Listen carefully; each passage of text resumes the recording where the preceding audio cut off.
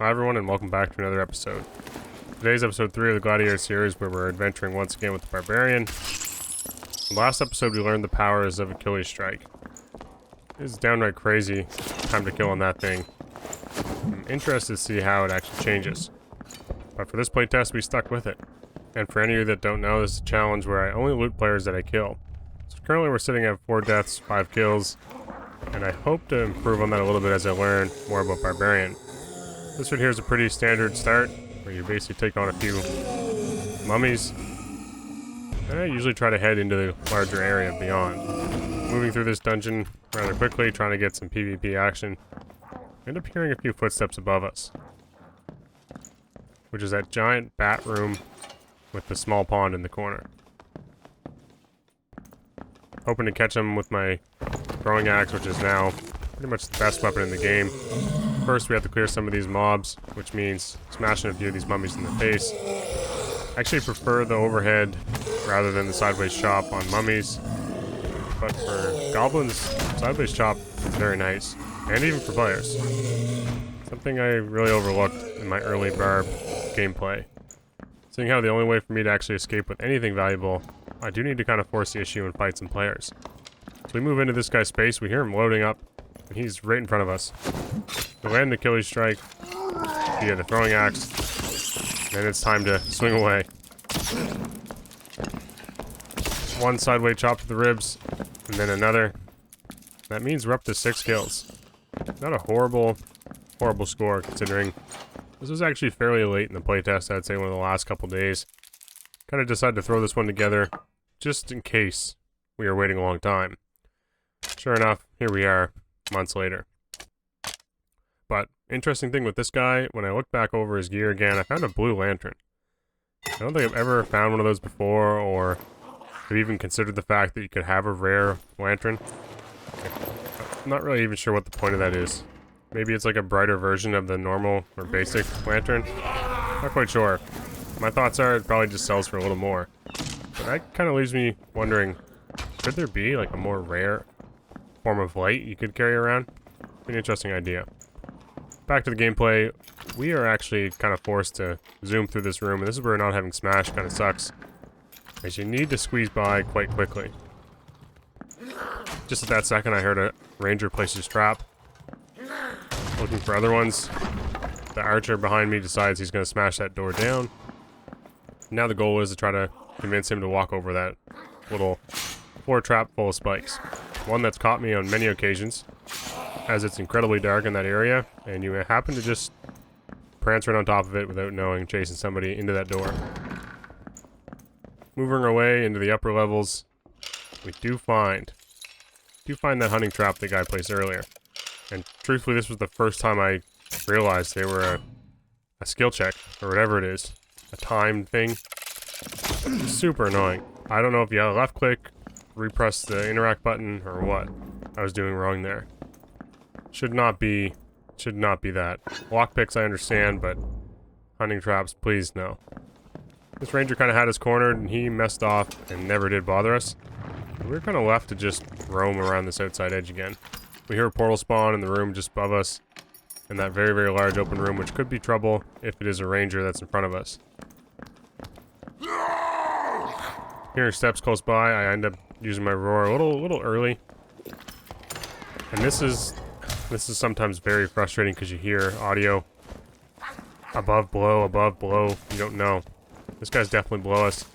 And there is a guy in the distance looking at a blue portal, about to open it. Sounds like that ranger's just below us. All we really have is two fancy cups. Don't have a whole lot to lose here. And of course, the audio sounds like he's beside us, but he's actually below us again. And away he goes. So, luckily for him, he actually got a portal directly underneath us. And now, with the zone closing in, we're kind of running out of options here. And this guy hasn't left yet. So this is our kind of chance to get out of here, or maybe get some more loot. Pushing him with Achilles Strike, he ends up being a little bit scared of that roar. Tippy taps away. Now this is kind of a precarious situation. We have a ranger above us, mobs chasing us like crazy. No real range except for that throwing axe. and not really that great amount of HP or movement speed. Every time I pull this axe out, I'm basically unable to catch him, giving these mobs another chance to trap me into corners. This may be a situation where Fist would be the best option. Now that he has the height advantage and the range advantage and the mobs are pushing me, I don't feel like there's much I can do here. We end up taking the portal out. So 1 kill, successful escape. We make it out with a, you know, let's see, a crazy amount of gear. Yeah. Nothing too crazy. One thing I will mention, I'm excited to try this in other maps. This is just the beginning, kind of a theory or idea I had. Threw it together very last minute. And I intend to make some pretty cool changes, or at least some really, really awesome attempts when we have the ability to play this over a long, extended period of time. So many more things to look forward to. It's absolutely... oh, it's so frustrating that I'm sitting here watching Playtest 5 gameplay again, just looking and wishing I got a chance to experience this over a week even, or 2 weeks. This was literally almost 3 days. I had to grind and record, so just a little tangent there, but I appreciate you all. Really want Dark and Darker back, and gonna try to get a few more kills in this game. Seeing how there's no one near my spawn, we go to the place where there's always guys in this large open room. We get this bard doing bard stuff, which frustrates me. End up taking a hit. Could leave us with a decent opportunity to kill somebody. Kind of waiting for the right moment. And of course, Elbow Negro's onto me, which leaves me in a kind of a annoying situation. He makes his way around and leaves these guys all behind. Not really sure what his intention was. And then, surprisingly, fighter comes out of that doorway super late. Now I'm kind of getting chased by mobs and a little surprised that there's a fighter just hanging out. I thought the bard would have come from that room, but maybe he spawned in the stairs right behind me. Now I kind of have the choice to fight that fighter or push this bard. And I decided to go after the bard because I feel like he has a little bit more loot, as I thought I seen potions on his hip. Shouldn't be a horrible fight, and that fighter basically will only give me an 8 HP bandage and absolutely nothing of value for this kill or be killed series. And here we go again, not having smash. Forced to use the, you know, our big burly mitts to open these things. Takes a long time. Barbarians aren't meant to be finicking with door handles or locks. You're meant to be swinging this axe, or throwing an axe. This bard's got himself kind of cornered, leaving us in a good position here as Zone's starting to push him. Kind of just waiting for him to make a move because I want to see how he gets himself out of this. And in a super heartbreaking moment, Achilles Strike gets friggin' blocked by that spike. He jumps on some spike traps, hurts himself quite a bit, and we continue our chase. He jumps into a pit of death. You know what? We decide to follow him, because we should be able to make it out of this one alive. One swing to the ribs, and another sideways chop to the ribs. Does that guy in. Knowing he was kind of low HP meant we didn't really need to mess around with missing overhead chops. Went for the safe route of these sideways swings. Kind of a large area that we were fighting in. Worked actually quite well for me many times, as the last kill was actually the same method. Making our way upwards into the dungeon, where I like to be. A lot better portal spawns, and the ability to go up and down a little easier. First we have to deal with some of these mobs. Taking 2 hits from that bat quite surprised me, considering normally they don't land us so well. Now we have another fight in our hands as this fighter's holding this door. Missing our first strike, catching him with the second to land that Achilles Strike, and then chopping him in the jaw to finish him off. Yeah, sideways swing is great if you just need to land a hit, and that's exactly what you need to do with Achilles Strike, any way possible. So we find some nice stuff. Let's do blues in there, maybe a couple weapons, and this could actually be a really nice escape. But first we need to get a portal and get the heck out of here. And this wizard doesn't seem like he wants to let us do that. Seeing how I'm at like 15 or 20 HP, we can't really avoid to eat a fireball. Absolutely no magic resistances. We decide to drink a nice little potion of invisibility, hang out, and basically listen to him use the escape portal as we take a rest. Before we could finish our rest, looks like something actually went our way. And then we hear footsteps. Probably the worst possible situation, trying to trap this rogue in from stabbing us with that rapier. Trying to distance ourselves, get that sideways chop to land. It's just too impossible. I think the only way we win there is if we throwing axe repeatedly, dropping him with basically 90 damage worth of throwing axes. And that was a really frustrating one for us, as it probably would have been our best little escape ever. One thing you'll notice here is that I'm actually level 5 now, grabbing an extra perk slot, and I apologize as I did lose some recordings, and I think a couple of the games were basically a few lobbies with no players, meaning there was absolutely no PvP. Kind of a shame, but dealing with these goblins we take a little bit of damage, which is also a shame. Then we notice this door is not open, which is usually always open, and we find a guy spawned in here a little late to the party. Missing our Achilles Strike, kind of sadly, as that is our one throwing axe. We land 2 chops, which doesn't kill him, and miss our final swing. Giving this guy an opportunity to basically run, tail between his legs, into a horde of mobs. Don't think he's going to have too much fun, whichever directions he's headed in. I'm definitely not going to chase that guy.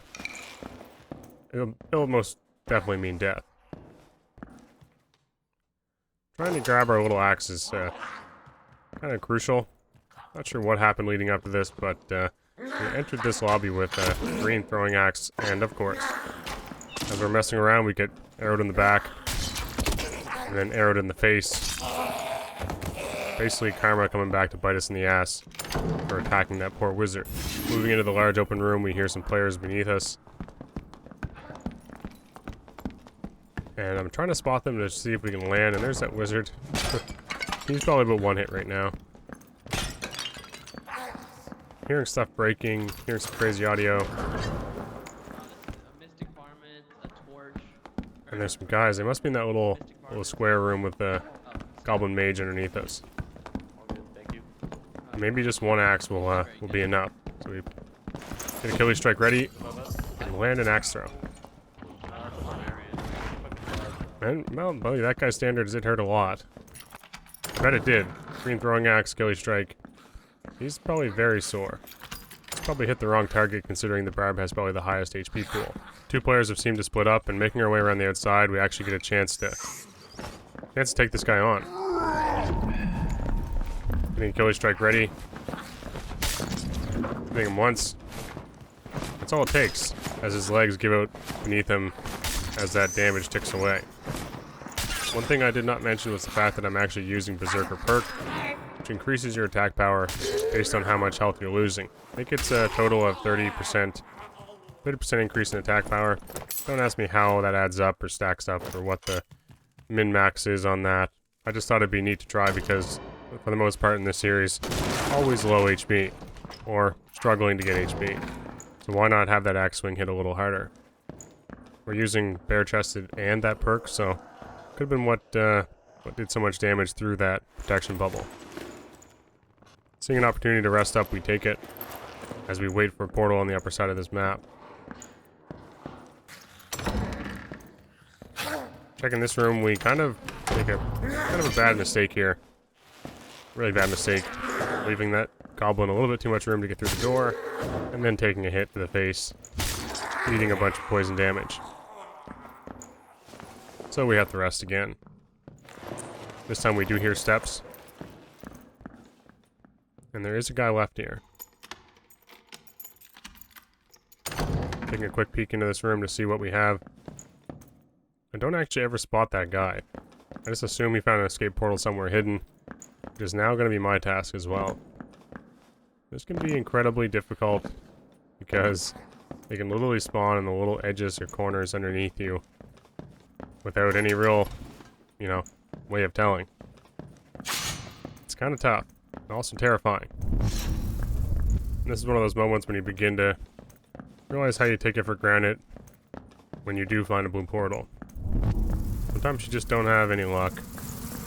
Bad things just happen repeatedly.